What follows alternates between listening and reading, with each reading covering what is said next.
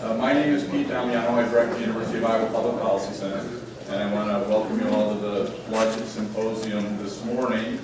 As obvious as it is, I have to mention the irony of this. When we were starting to plan this about 6 months ago, it was really to try to look back on the 2008 floods with the 5th anniversary coming up right now, to look at how well have we done, where are we at with mitigation, where do we want to go from here, all of those kinds of issues. Never believing, because there was drought discussion, you might recall at that time, that we would be here wondering if we're now having the great flood of 2013 and what's going to happen. Thankfully, we have a lot of expertise throughout the day who's going to help us with that, which is wonderful. There's also a lot of people that have helped contribute to bringing this day together that I wanted to mention. Our co-sponsors for the event, the Public Policy Center and our core providers on public policy. Our primary collaborator on this is IIHR, the Hydraulic Center at the University of Iowa. And most importantly, within that is the Flood Center, which Larry Weber and Vitek Krajewski, who are here, are the leads on that. And I also want to give a little shout out to the legislature for being responsible and thoughtful enough to fund the Flood Center so that they can map all the watersheds throughout the state. And Larry does a great job going around and helping communities prepare and literally sit down with community councils and others and help plan for when these events do come up. But also the University of Iowa Department of Geography, the Digital Studio for Public Humanities, the Oldman Center for Advanced Studies. These are all university entities that have been contributing to both the planning and some of the support. The Office of the Executive Vice President and Provost, and the School of Urban and Regional Planning, which Chuck Connerly is the director, is over here. Thank you. The Gazette, which has helped with helping with getting the word out and helping with both sort of online media support and some other things, and the University of Iowa Community Credit Union. We also here have some visuals related to flood activities, and these are contributed by the African American Museum of Iowa, the Cedar Valley Habitat for Humanity, the University of Iowa graduate student Erica Damon, the Greater Cedar Rapids Community Foundation, Matthews 25's Block by Block program, the United Way of East Central Iowa. So please take a look at these and appreciate that there's support for this. You should have a copy of the agenda in your folder. We'll be coming up and kind of reminding you, but the way that we have broken this up, we'll have some opening remarks. Jeff Pomerantz from the City of Cedar Rapids is going to talk about, from the city manager perspective, what's going on. Then we'll talk about from the science perspective, have a panel on changing climate and water runoff, have a little break, then go into watershed challenges. Again, I think it's a nice way of bringing this all together. How do we respond at the local level? Because there's big picture issues, and then there's what do you really need to do, boots on the ground kinds of things. And then at the end of the day, we're going to have a big policy session and talk about this from both the state and the local level. And I'm very excited about our new keynote address, which is going to be by Susan Cutter, who's a distinguished professor at the University of South Carolina, and has been very involved in these issues. We feel very fortunate to have her here today. So with that, I'm going to introduce Larry Weber. And Larry, just speaking of water, I noticed last night. He's the director of IIHR, and he's an expert in physical modeling, river hydraulics and computational hydraulics. Runs the Hydraulic Center, the Flood Center. He's a friend and colleague. I will go through all of that in detail because he's ready to go and we want to move on. But I do want to really thank you for everything that he's doing. Absolutely. Thanks. I thought perhaps we'd leave the gloves on until the policy session this afternoon. Apparently we're going to start pretty early this morning. It's my pleasure to be here this morning and to be involved in the organization of this commemorative event, recognizing the 2008 floods. I mean, most certainly, if we think back, and many people have, probably best if that went away. Many people have spent the past few days thinking back to what we experienced in 2008 and the progress that we've made since. We'll speak to that in several of the sessions this morning, so I don't want to belabor the issues and oversell the successes that we've had. But certainly if we look statewide, I think statewide we've had tremendous accomplishments since 2008. The formation of the Iowa Flood Center showed tremendous vision and leadership by our state legislature. The way that we've been able to work closely with state and federal agencies within the state has shown the level of partnership that's really necessary to tackle problems as complex as watershed flooding in a state like Iowa, where we depend so much on our fertile and productive lands and our agricultural economy. And yet, as we consolidate more and more of our populations in large urban areas, we see the risk of flooding continue to increase. So we have very complex issues in this state. Our legislature has been behind working on these issues. Our state agencies and federal agencies have come to the table in a very collaborative way. And I would just say that it's been nothing but an absolute success. That is a direct result of the willingness of people to come together and work together. Nothing is more probably indicative of that level of collaboration and work when until we think about the watershed management authorities that have been created in Iowa, the activities of those very focused groups looking at improving not only flood mitigation and flood response to their watersheds, but also working towards long-term water quality improvements in their watersheds. And those watershed management authorities that have been created and have just begun really visioning for their watersheds and the work in their watersheds are an absolute testament to the success and the partnership of all Iowans here. So we're very excited about that work. We'll talk more about it as the morning goes along. But with that said, we still have issues and challenges ahead of us, and those have become quite apparent again in this past week. We see water levels rising all throughout the state. We see the challenge with forecasting of precipitation. The last 10 days we've seen tremendous precipitation. Up in Mitchell County a week ago, Mark Kuhn is here today with us, and the upper part of the upper Cedar River watershed, we had a call scheduled for 8 o'clock last Tuesday morning, right after the Memorial Day holiday. You might remember that 8 to 9, perhaps as much as 10 inches of rain fell in a very localized area there. We saw additional heavy precipitation over the weekend in the Marshalltown area. Our rivers and streams are charged right now, and obviously the communities are responding.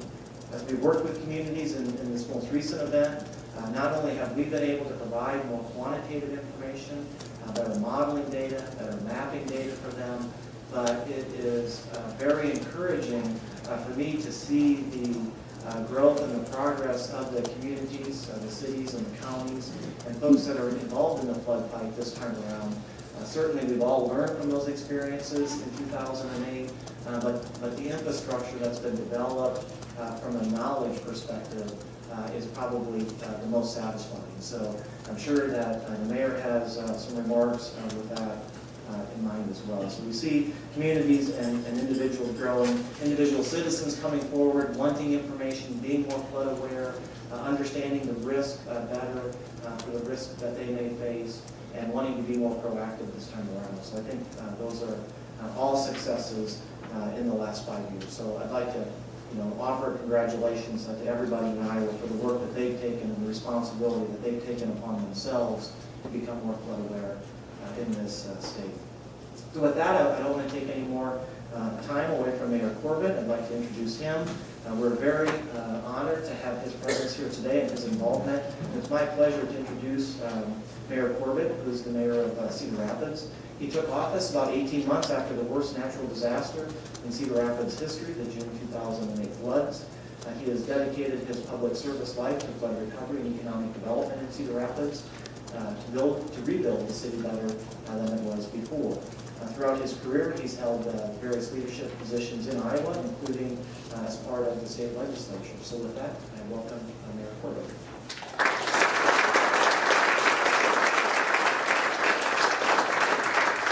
Thank you, Larry, and thank you, Peter, for your leadership here today and supporting this symposium, but all the work that you do on a day-to-day basis, trying to move our state forward on this important issue. A couple people I'd like to just give special thanks and recognition this morning. 5 years ago, almost to this time period, when Cedar Rapids had this historic flood, there was a museum, the National Czech and Slovak Museum, that you're here today. Welcome to this great museum. was right up along the river. And there was a decision made by the board of directors and staff to actually move the museum. And one of those leaders is here, Lou Barron. And the board looked at all the various options on how to mitigate this building from future flooding. And they proposed moving the building. There were more than just a few chuckles in the community when they decided to make this move. Even some of the board was ridiculed by the thought of actually moving the building to higher ground. I think today with the level of the river, Lou, there aren't as many chuckles in Cedar Rapids. So thank you for having the vision to make that decision 5 years ago to move this building.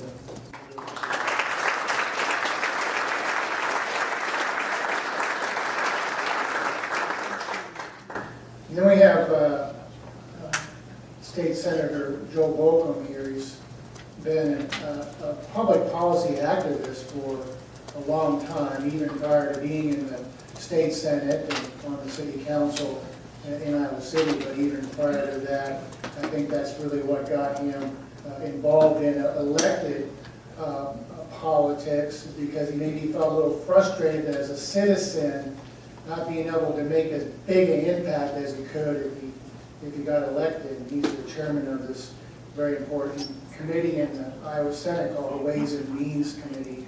And they basically took an idea that was on the back of a napkin and turned it into this flood mitigation board that the governor appointed earlier this year, that's going to have resources to help communities, both large and small, to deal with mitigation problems. And Senator, that board's going to be in Cedar Rapids, or at least is scheduled to be in Cedar Rapids next Tuesday. And I want to thank you for your leadership. The impact of this board and what it's going to do for communities, we probably can't see right now. But thank you so much for your leadership, and a special hand to Senator.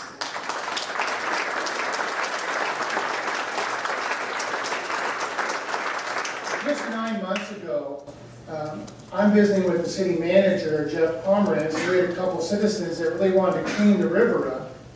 And because of all this debris that came down from 5 years ago that was deposited along the river, 9 months ago, the river was so low that you could actually, places that you could walk across the river without getting your shoes wet. And then 90 days ago, we had before the city council a drought plan.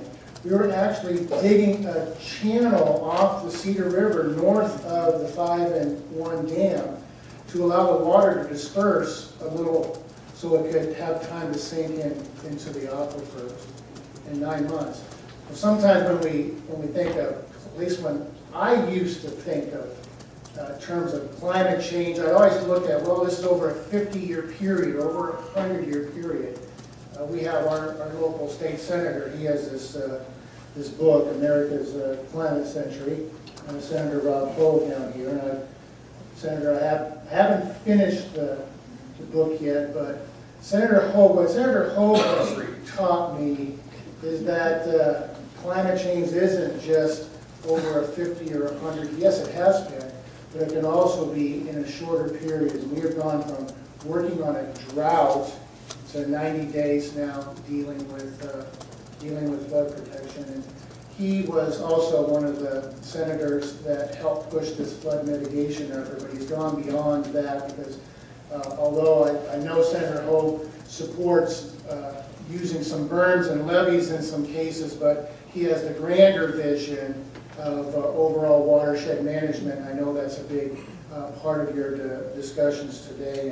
And Senator, I want to thank you for your work in the legislature. Thank you for your efforts to help educate people. Because that's sometimes the challenge we have as public policy makers. You get too far out ahead of the public, and they rein you back in. And so we have a dual role of trying to be leaders, but also at the same time trying to educate people, and that's the value of this conference. And you're going to hear from a couple other local leaders. You won't hear from him today, but Councilman Shields. What Jeff Pomerantz, our city manager, is an outstanding leader. He's going to tell you everything that we've been doing in the last, not just 24 hours to plug up our storm sewers, but everything we've been doing to plan for events like this, to minimize the effect to the general public and from a containment standpoint of the river. But Councilman Shields down there, he's sitting next to Lou Barron. He was there in 2008, and he was there in 1993, so he's seen this over and over and over again. I think what's one of those things that you have, Larry, down at the flood center, you have to have the political will. Well, this gentleman, Councilman Shields, has had the political will to keep pushing and keep fighting, and whether it means appropriating money for pesco barriers and tiger dams, and being willing to expend the resources necessary to protect the city. So when Jeff's going to tell you all these great things that we've been doing to mitigate the flood, it's only because we have leaders like Councilman Shields that have been willing to step up and make these investments. So Councilman Shields, I know this is an emotional time for Justin. He gets pretty emotional, and I can get pretty emotional at times because he loves this city so much, and he just doesn't want to see it defenseless. He wants to protect all this investment that's been made by the taxpayers of this country. So thank you to Justin, and thank you to Jeff for your leadership. And then finally, just all of you for being here today, for caring, one, and letting you know that you can make a difference.